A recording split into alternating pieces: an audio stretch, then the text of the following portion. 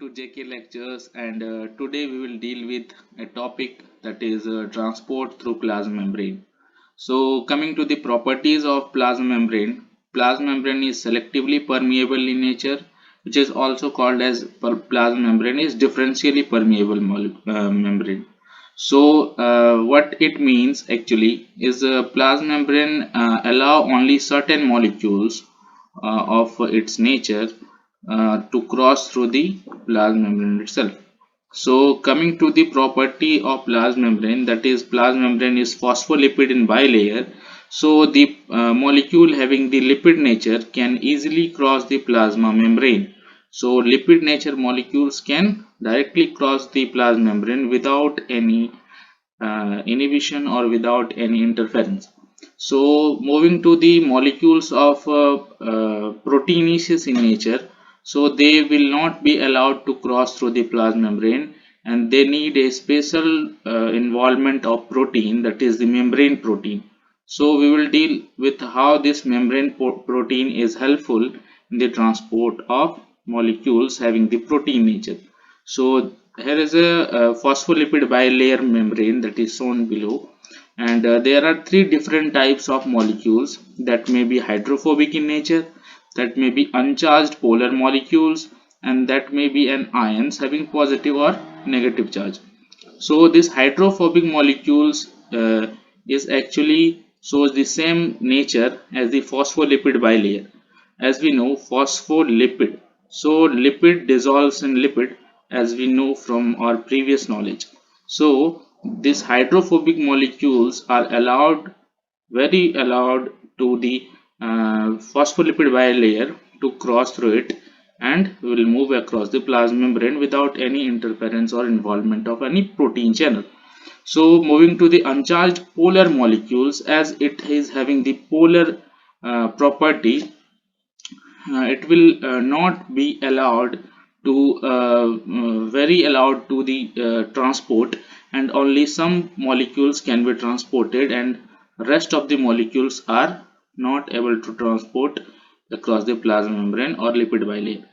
Coming to the ions, as they are charged, and charged molecules cannot cross across the plasma membrane, and they are not allowed to cross the plasma membrane without any involvement of uh, protein chain. So coming to the a important question, so how the diffusion of water molecule takes place in the plasma membrane. As we know, this is a polar head of the phospholipid bilayer, and this inner side contains this hydrophobic chain. This contains hydrophobic chain having a different R group attached to it. So this polar is nothing but it is hydrophilic in nature,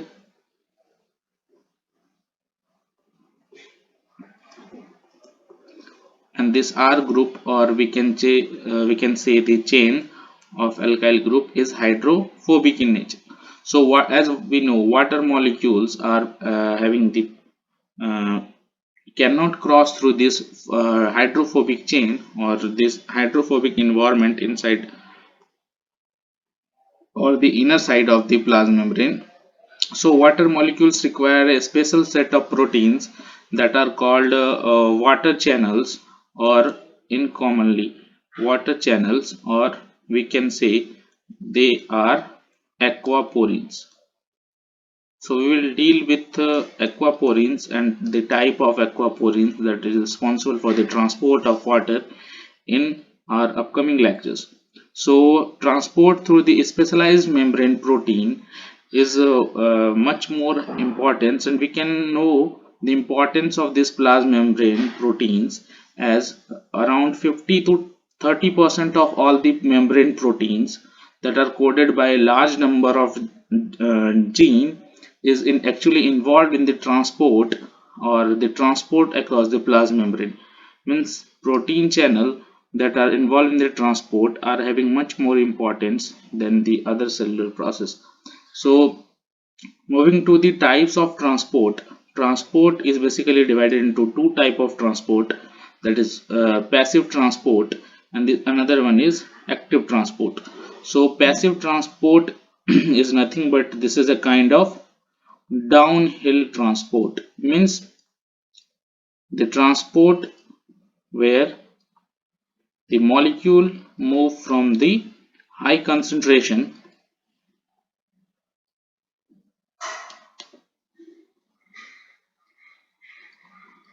to the region of low concentration, and this passive transport will not require any involvement of ATP. As this is a type of downhill transport, no ATP molecule are involved, so they will not require any ATP. Whereas in case of active transport, this is an example of uphill transport, and uphill transport is nothing but the movement of molecules from the low concentration area to the high concentration area. So of course movement of molecules from low concentration to high concentration requires an involvement of ATP, as the transport is going to take place against the concentration gradient. So basically transport is divided into active transport and passive transport based upon the requirement of energy. So passive transport is basically divided into simple diffusion and the facilitated diffusion. As the word means, facilitated means it is helped by some other protein molecules or some accessory molecules, and this is a kind of diffusion which is again an example of downhill transport, but it is facilitated by some other molecules or the protein. So simple diffusion is nothing but the movement of molecules from an area or region of higher concentration to the area or region of lower concentration. So this is the most simplest way to move the molecules across the cell or the plasma membrane, and the small molecules use this method, and some of the gaseous molecules like O2 and CO2 move across the alveoli and tissues with this simple diffusion.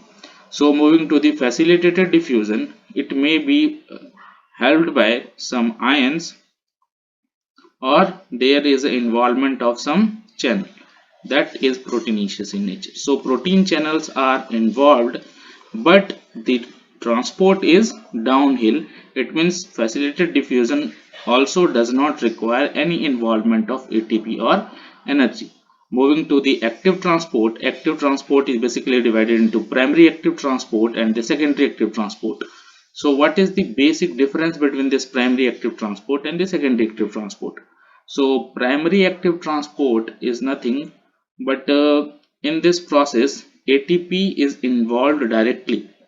ATP is directly involved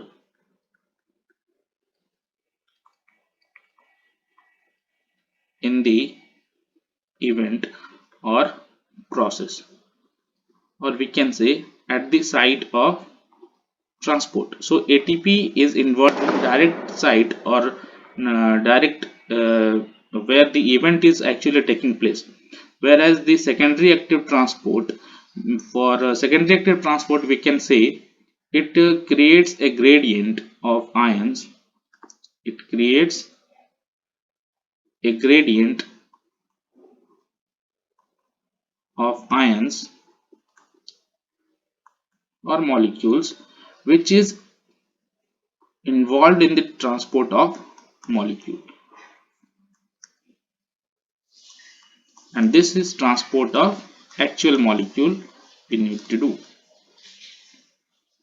So ATP is not involved there, no involvement of ATP in the actual transport, but actual transport will take place only if there is a gradient of ions in the other side of the transport. So there is no involvement of ATP at the site of transport, but ATP is required somehow to create a gradient of ions or something to transport this molecule. So in the secondary active transport, It is not involved directly in the process of transport, but it somehow helps in the process of transport. Moving to the passive transport, how it occurs inside a cell, we can say there are two type of protein channels, that are transporters and channels.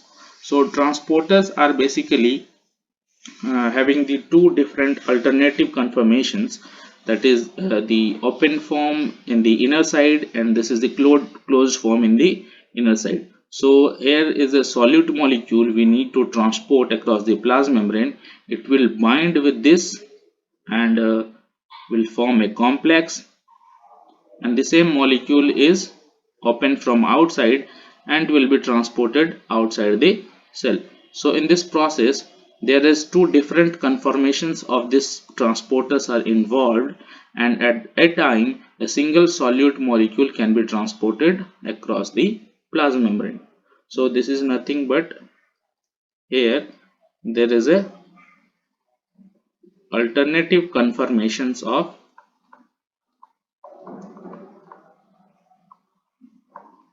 transport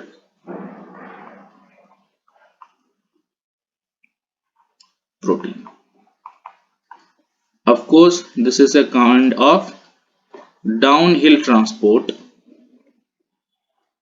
as no ATP is involved here.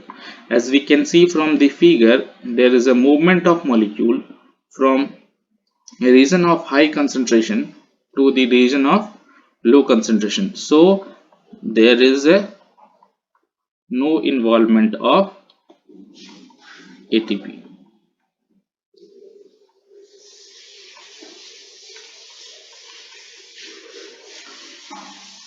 Okay, so moving to the second part, that is the channel part. So we can say here the molecules can cross across the plasma membrane in a continuous fashion. Means there are no two different forms or conformations of this channel or this protein actually occurs. So it forms a pore across the plasma membrane. It will form a pore across the plasma membrane, or we can say lipid bilayer,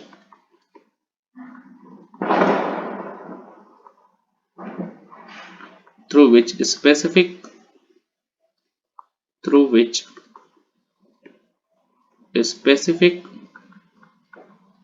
solute can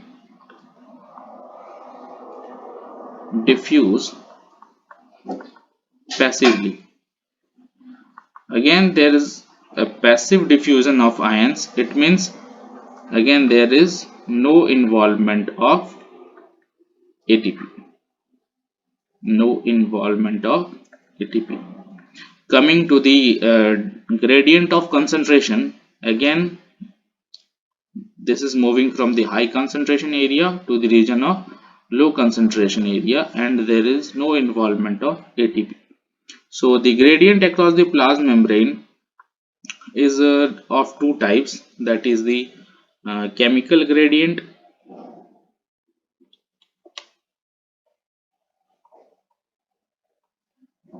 and electrical gradient.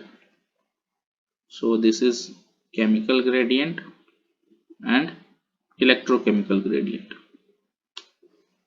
or we can say electrical gradient.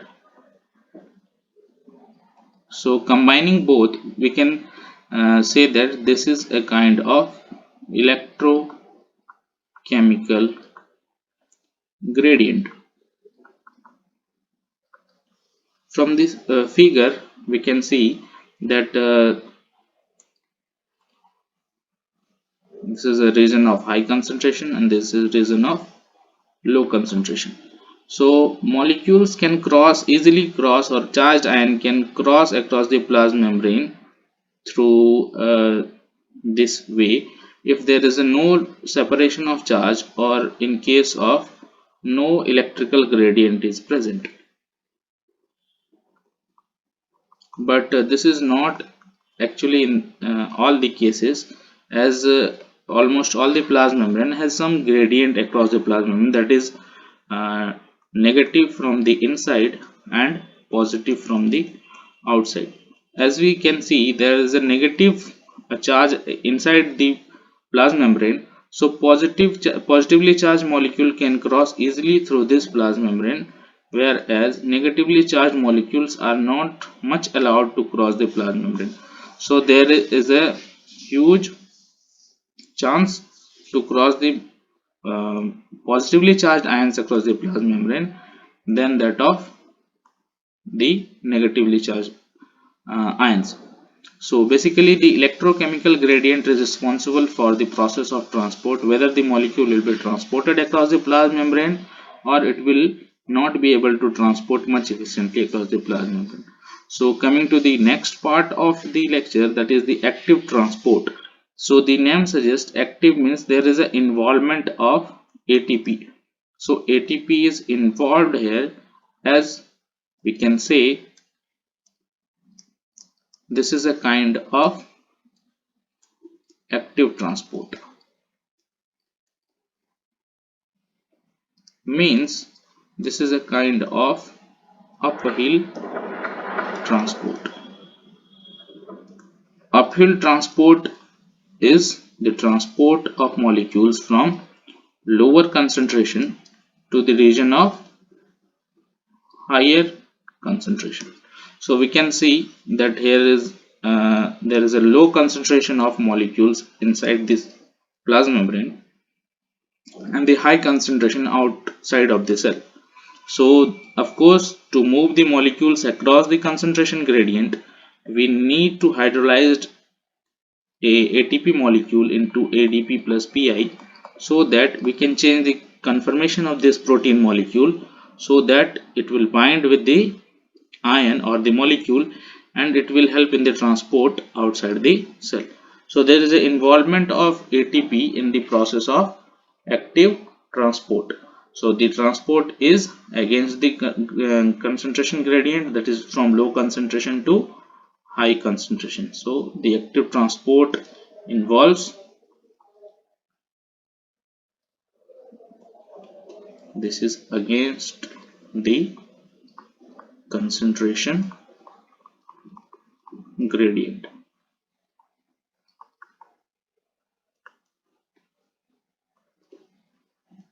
So in the upcoming lectures, we will deal with the type of ATPase transporter and how this active transport is about to perform at the site, and how it is involved in the uh, other way, that is not directly at the site of the transport, and some gradient is created across some other places so that the molecule can be transported. This is basically primary active transport and secondary active transport.